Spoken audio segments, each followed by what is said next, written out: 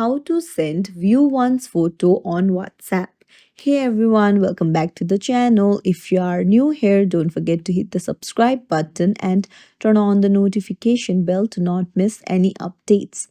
So in this video, I'm going to show you how you can send view once photos on your WhatsApp. Let's dive right in. Open up your WhatsApp, go to the chat where you want to send the view once photo. Tap on the plus icon on the bottom left. Tap on photo and your gallery will open up.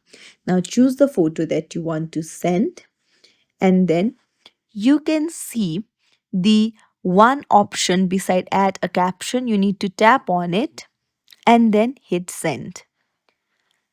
So now it will be sent in view once mode.